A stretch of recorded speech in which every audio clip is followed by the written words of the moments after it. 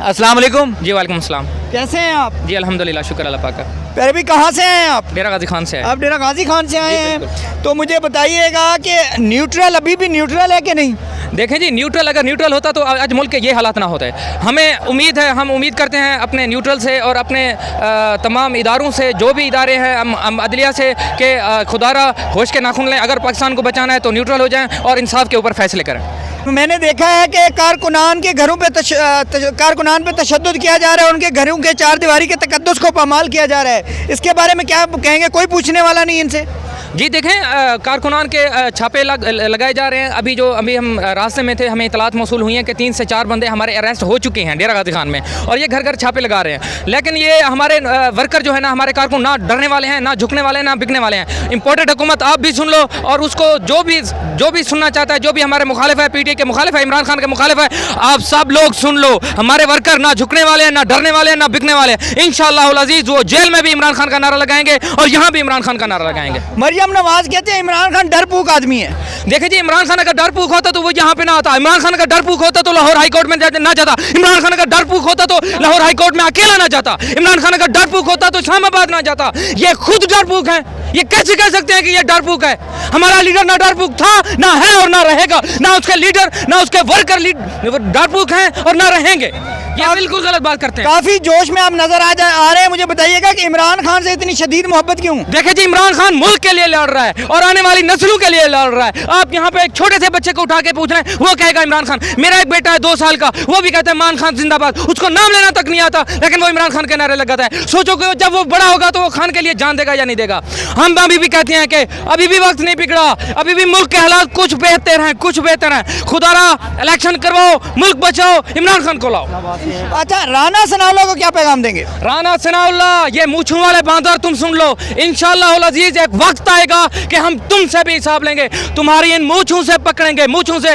ये बलोच और ये मर्द सिर्फ मूंछों से नहीं होता, उसके दिल और गले से होता है। हम आपको कहना चाहते हैं, और इंशाअल्लाह एक वक्त आएगा कि हम आपको फांसी के फंदे तक लटकाएंगे इंशाअल्लाह। अच्छा, जरताज गुल साहबा ने लगारियों को शिकस्त दी है। काफी अरसे से लगारी वहाँ पे काफी उनकी जड़ें स्ट्रॉन्ग थी, तो कैसे शिकस्त दी है, क्या कहेंगे? देखें जी, ये एक इमरान खान का शऊर था, और ये इमरान खान का एक विजन था, इमरान खान का एक पैगाम था, जो 2013 में कुछ था, 2018 में ज़्यादा बड़ा। और हमारा ये पिछला 75 साल तारीख़, ज़हीम भाई मैं आपको बता रहा हूँ, 75 साल तारीख़।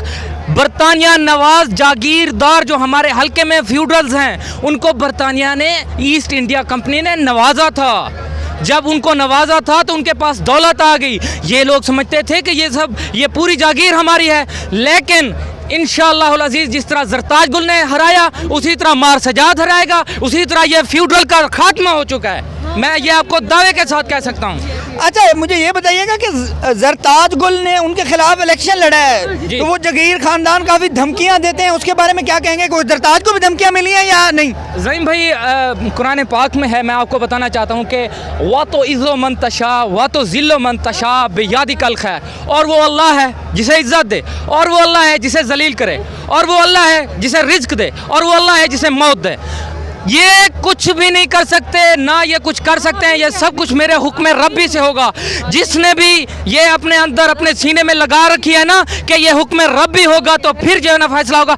ये अगर आपके दिल में है तो इंशाअल्लाह अज़ीज़ आपको किसी चीज़ का कोई डर नहीं है। मैडम जरताज गुल, मार सजाद हुसैन, छीना, इखलाक बिडानी, ये सब जो है ना इनसे इंशाअल्लाह अज़ीज़ सीट खींच के लाएंगे। ये फ्यूडलिज्म ख़त्म हो चुका है। ये जो सरदारों के बड़े बड़े नाम हुआ करते थे कि ये फलां सरदार है, उसके पाँव पे पकड़ रहते थे, फलां सरदार के साथ सेल्फी बनाओ तो पत्थरी खत्म हो जाती है, फलां गोदे के साथ फलां बनाओ तो खत्म हो जाता है। ये सब खत्म हो चुका है। अब सिर्फ और सिर्फ इमरान खान है। इमरान खान, ज़हीम भाई आप भी लगारी हैं, मैं आपको बताना चाहता हूं कि यकीन करें, पहाड़ों में, और ये पहाड़ों के अंदर जहां टीवी भी काम नहीं करता, जहां मोबाइल काम नहीं करता, वहां रेडियो काम करता है। और ये लोग रेडियो पे सुन सुन के इमरान खान के नारे लगा रहे हैं। उन्होंने कहा भाई हमारे पास टीवी नहीं है, हमारे पास मोबाइल नहीं है, हमारे पास LCD नहीं है, हमारे पास सोशल मीडिया नहीं है, हमारे पास इलेक्ट्रॉनिक मीडिया नहीं है, कुछ भी नहीं है, लेकिन हम रेडियो पे सुन के खान के दीवाने हुए हैं। हम जहां भी जाते हैं ये होता है। उनके पास इमरान खान का विजन पहाड़ पहाड़ तक, पत्थर पत्थर तक पहुंच चुका है और इंशाअल्लाह ये सरदारी कल्चर खत्म होगा, पीडीएम खत्म होगी। पीडीएम कैसे इलेक्शन जीतती थी,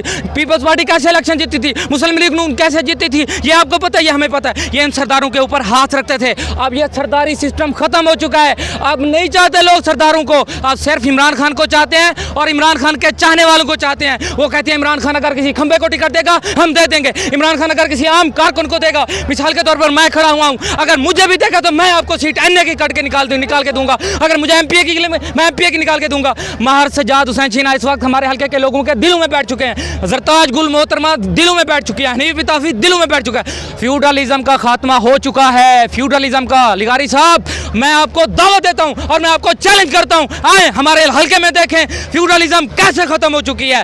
ये लोग यहाँ पे अपर पंजाब वाले नहीं जानते, अपर पंजाब वाले नहीं जानते कि हमारे हल्के में क्या है। वो बस ये देखते हैं सरदार है, फलां सरदार है। नहीं, आप हल्के में आए, न्यूट्रल सर्वे करें, आपको पता चल जाएगा। आप अभी सर्वे करना है ना, आप अभी हमारा रिजल्ट चेक कर सकते हैं। 40,000 की लीड से हारा है, हालांकि वो एक मलंग सा बंदा है मोहसिन लगारी, लेकिन 40,000 वोटों की लीड से जीता है। उसके बाद अमार अवैस लिगारी वो कैसे आ रहा है, वो एक बड़े बाप सदरे मुमलिकत का पोता था, सदरे मुमलिकत का पोता, और वो ऐसे हारा है कि इंशाल्लाह दोबारा उठने का नाम नहीं लेगा। मैं यही बात समझा रहा हूँ, इंशाल्लाह अज़ीज़ आप लोग हिम्मत करें। मैं आपके मीडिया के तवज्जुह से कहना चाहता हूँ कि सरदारी कल्चर खत्म हो चुका है। तमाम अपर पंजाब वालों, पूरे पाकिस्तान वालों, सिंध वालों, बलोचिस्तान वालों, हम लोगों ने सरदारी कल्चर खत्म कर दिया है। पाकिस्तान जिंदाबाद।